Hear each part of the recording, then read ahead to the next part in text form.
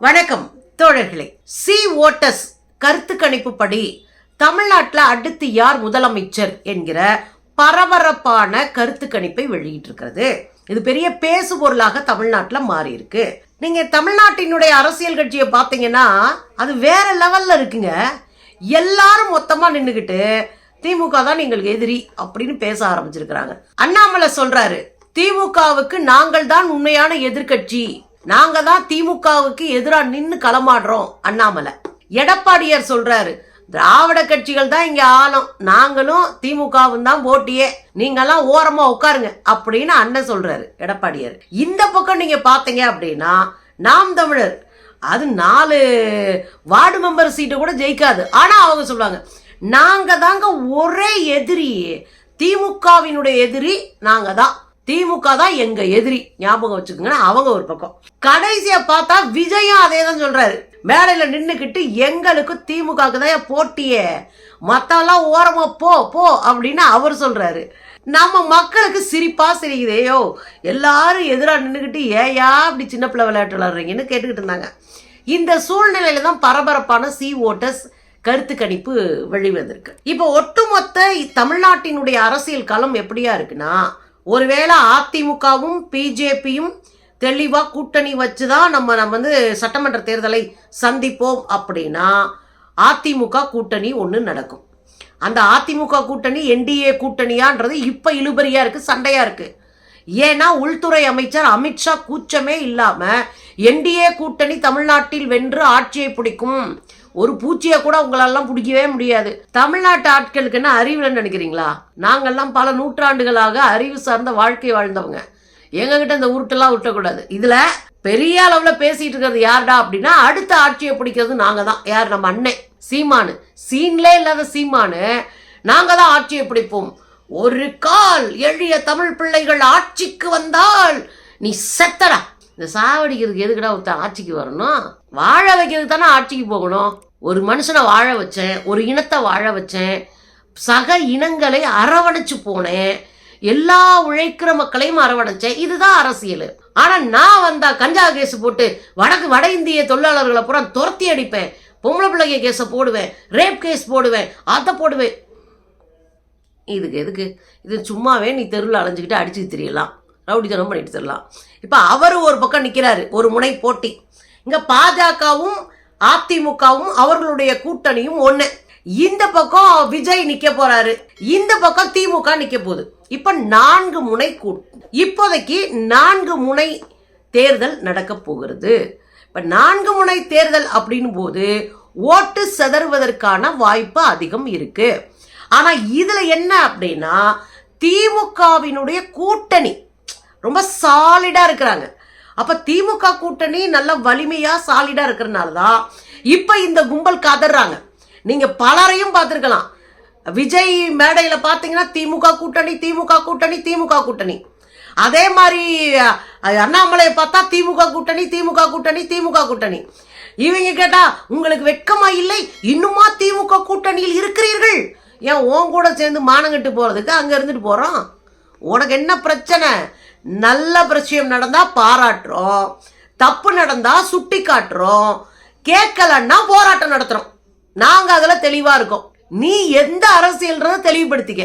அப்ப ஓட்டெல்லாம் ஸ்பிளிட் ஆகும்னாலும் திமுக ஓட்டு ஸ்பிளிட் ஆகாது, சாலிட் ஓட்டு அப்படியே இருக்கும். திமுக கூட்டணி வலுவா இருக்கு. 1000 முரண்பாடுகள் வந்தாலும் திமுக கூட்டணி வலுவான கூட்டணியா இருக்கு. இதுல இன்னொன்னு என்னன்னா, திமுக கூட்டணியில இருக்கிற விடுதலை சிறுத்தைகளையோ கம்யூனிஸ்டுகளையோ குறி வச்சுக்கிட்டே இருக்கு இந்த கும்பல். ஏதாவது ஒரு செங்கலை உருவிட மாட்டோமா, ஏதாவது ஒன்று நடக்க மாட்டோமா அப்படின்னு குறி வச்சுக்கிட்டே இருக்கு. அதெல்லாம் உடைச்சு காலி பண்ணிட்டு கூட்டணி கப்புன்னு அப்படி ஸ்ட்ராங்கா நிக்குதுன்னு வச்சுக்கோங்களேன். இந்த நேரத்துல தான் சி ஓட்டஸ் என்று சொல்லப்படுகிற தேர்தல் காலங்களில் கருத்து கணிப்பை வெளியிடக்கூடிய ஒரு அமைப்பு. இந்த நிறுவனம் நேத்து ஒரு ஆய்வறிக்கையை வெளியிட்டு இருக்கு. அதுல தமிழ்நாட்டுல யார் அடுத்த முதலமைச்சர், இதுதான் கேள்வி. தமிழ்நாட்டுல யாரு அடுத்த முதலமைச்சர் அப்படின்னு கேட்டதுல முதலமைச்சராக மீண்டும் ஸ்டாலின் தான் வருவார் என்று கருத்து கணிப்பு சொல்லி இருக்கிறது. அப்ப முதலமைச்சரா ஸ்டாலின் வருவாரு ஒண்ணு. 2வது இடம், இப்ப 2வது இடத்துக்கு தானே போட்டியே நடந்துட்டு இருக்கு. திமுகவுக்கு நாங்க எதிரி நாங்க எதிரி நாங்க எதிரி, திமுக கூட்டணிக்கு நாங்க எதிரி எதிரின்றாங்கல்ல. அப்படின்னா என்ன அர்த்தம்? 2வது இடத்துக்கு மல்லு கட்டிட்டு இருக்கானுங்க அர்த்தம். இப்ப இந்த 2வது இடத்துக்கு யாரெல்லாம் மல்லு கட்டுறா? அண்ணன் விஜய், தம்பி அண்ணாமலை, அதே மாதிரி ஐயா எடப்பாடியார், இந்த குரூப் தானே இல்லையா? இந்த 2வது இடத்துக்கு போட்டி போடுற குரூப்பு, அப்புறம் சீமான் வேற பாவம், அதை விட்டுறக்கூடாதுல்ல. இந்த குரூப் எல்லாம் சேர்ந்துக்கிட்டு 2வது இடத்துக்கு போட்டி போட்டுக்கிட்டு இருக்கு. கடைசியில் பார்த்தா சி ஓட்டர்ஸ் என்ன சொல்லி பிடிச்சுன்னா, விஜய் கூட 2வது இடத்துக்கு வந்துருவார் போல இருக்கே அப்படின்னு. இங்கே தான் இடிக்குது. என்ன இடிக்குது? விஜயே கருத்து கணிப்பு எடுத்தாப்புல, அதுலயே அவருக்கு 6% ஓட்டு கூட வரல. அதுவும் 4 இடத்துல தான் 6%. பொதுவா 4%, 3% ஓட்டு. நிறைய இடங்கள்ல 1%, 1/2% ஓட்டு.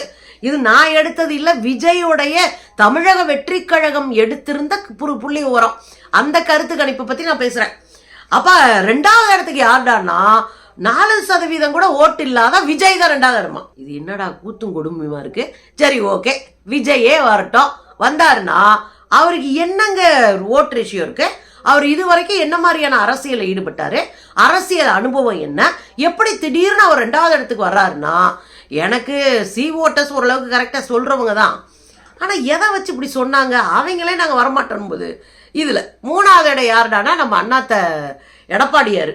4வது இடம் அது போனது வந்தது அம்பிட்டும், அது 4வது இடமே கிடையாதுல்ல.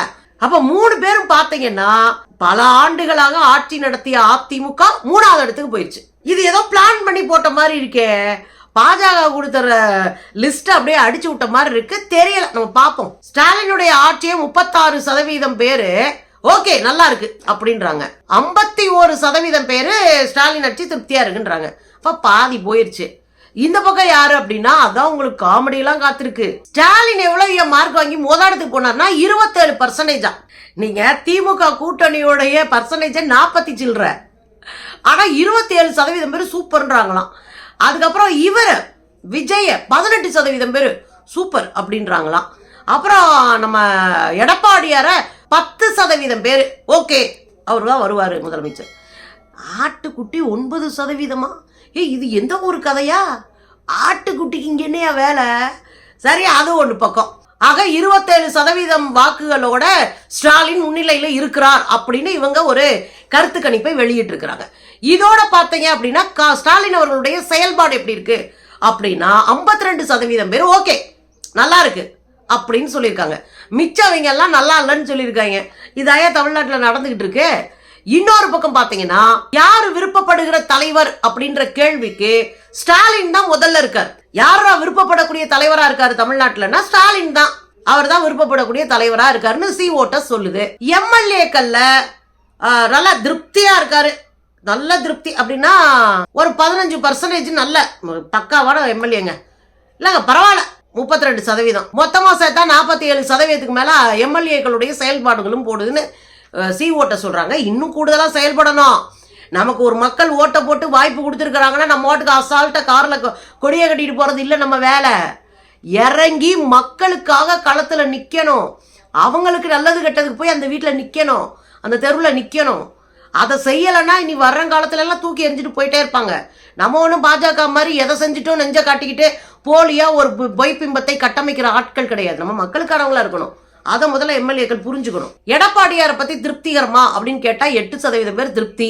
அப்புறம் ஒரு 20-25% பேர் ஓகே பரவாயில்லங்க. அப்புறம் பார்க்க மிச்சம் இருக்கிறவங்களா ஐயோ ஆளவிடியா அப்படின்னு ஓடி இருக்கிறாங்க. எடப்பாடியார் நிலமை இப்படி ஆகி போச்சு.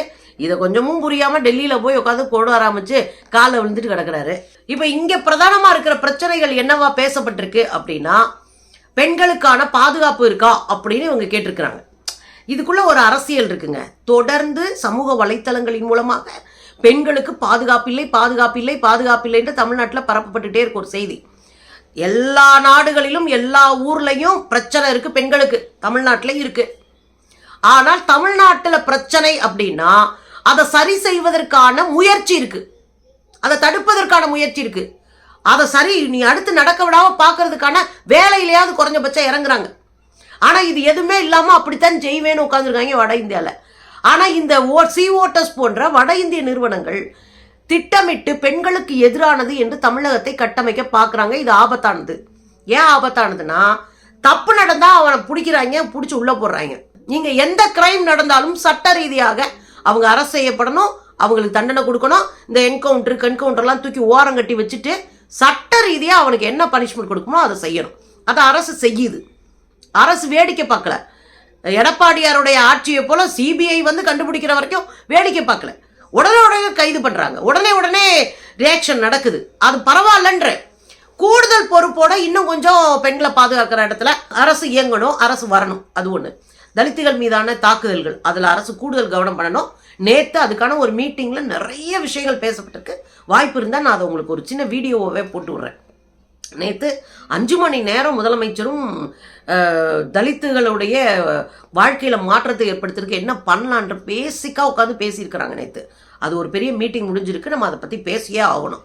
அப்ப தலித்துகள் மீதான தாக்குதல்களை தமிழ்நாட்டில் நடக்கக்கூடாதுங்க. நம்ம பகுத்தறிவாளர்கள், நம்ம ஊர்ல நடக்கக்கூடாது. அப்ப சாதி வெறியங்களுக்கெல்லாம் பாடம் சொல்லித்தர, அவங்களுக்கு ஒரு அச்சத்தை உருவாக்கக்கூடிய, இல்லாதவங்களுக்கான ஒரு மாற்றத்தை உருவாக்கக்கூடிய ஒரு சூழலை நம்ம உருவாக்கணும். இதெல்லாம் கேள்வியா வச்சிருக்காங்க. ஏன்னா இதுதான் சமூக வலைத்தளத்துல பேசப்படுது. அப்போ எந்த ஐடியாலஜியில் அவங்க வந்து சி ஓட்டர்ஸ் கருத்து கணிப்பெடுக்கிறான்னா, சமூக வலைத்தளத்தில் எப்படியெல்லாம் உருட்டி விடுறாங்களோ அதை வச்சு. திமுகவுக்கு சமூக வலைத்தளத்துக்கு எந்த தொடர்பும் இல்லை. திமுக அது வாட்டுக்கு அது ஒரு போங்கில் போயிட்டு இருக்கு. சமூக வலைத்தளத்தை உட்காந்து பேச ஆள் இல்லாமல் கிடக்கு. இம்பிட்டு காசெல்லாம் எங்கள் வீட்டில் இருந்தால் நாங்களாம் இந்தியாவே பிடிச்சி வச்சிருப்போம், அம்பிட்டு வேலை பார்த்துருப்போம். ஐடி நீங்கள் இறக்கி வேலை பாருங்கப்பா, பொய் சொல்கிறவன் பொழந்து கட்டிக்கிட்டு இருக்கேன், நீங்கள் உட்காந்து ஒவ்வொன்று கொட்டாய் விட்டுக்கிட்டு இருக்கீங்க, பார்த்து செய்யுங்க. ஆக மொத்தம் என்ன நிலைமை அப்படின்னா, தமிழ்நாட்டில் மீண்டும் திமுக கூட்டணி தான் ஆட்சிக்கு வரும். முதலமைச்சர் ஸ்டாலின் தான் ஆட்சிக்கு வருவார். அவர் ஆட்சி நல்லா இருக்குன்னு நம்புறாங்க. பெண்கள் அதற்கு ஆதரவாக நிற்கிறார்கள் என்று சி ஓட்டர்ஸ் கருத்து கணிப்பு சொல்லுது. எல்லாரும் புரிஞ்சுக்கோங்கப்பா. அப்புறம் அதுக்கேற்ற மாதிரி அரசியலை செய்யுங்கப்பா.